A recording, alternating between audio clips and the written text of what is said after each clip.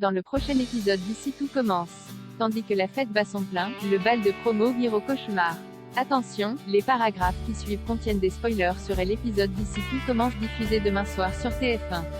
Si vous ne voulez rien savoir, ne lisez pas ce qui suit. Mercredi 4 mai dans Ici tout commence. Le bal de promo vire au cauchemar. L'ambiance est particulièrement tendue en cuisine où Jasmine et Axel finissent de préparer les derniers petits fours pour le bal de promo qui aura lieu le soir.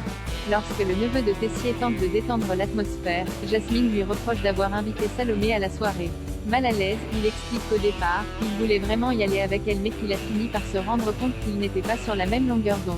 Après lui avoir présenté ses excuses pour lui avoir fait de la peine, Axel reconnaît qu'il aurait dû lui dire plus tôt qu'il la considérait comme une simple amie. Tandis qu'elle lui demande s'il compte déclarer sa flamme à Salomé pendant qu'ils danseront collés serrés, Axel refuse de lui répondre.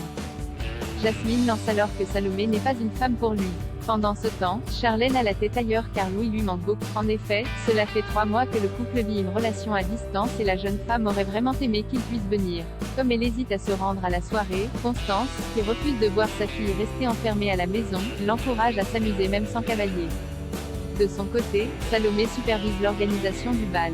En découvrant l'énorme boule à facettes qui ornera la salle, elle demande à ses camarades de l'installer sur la structure métallique située au milieu de la pièce.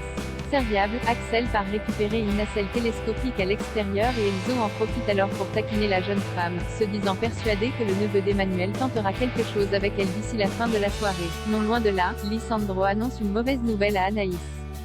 Gaël n'ayant pas trouvé de baby-sitter, il devra garder son fils jusqu'à ce que son ex-femme termine de travailler. S'il risque de manquer une partie de la soirée, il promet toutefois d'être là à temps pour leur chanson. En les entendant parler, Kelly propose à son ami de garder Esteban mais Lionel n'apprécie pas vraiment que sa petite copine l'abandonne à la dernière minute. Bien qu'elle trouve cela adorable, Anaïs refuse qu'elle se sacrifie pour elle et décline sa proposition. Greg, Elliot et Jasmine attendent quant à eux avec impatience la baby-sitter qu'ils ont engagée pour la soirée. Malheureusement, celle-ci les plante à la dernière minute. Comme il y a une petite pièce calme à côté de la salle, ils se mettent tous les trois d'accord pour prendre Naël avec eux et s'occuper de lui à tour de rôle. Le soir venu, élèves et professeurs sont réunis pour le tout premier bal de promo de l'Institut Auguste Armand.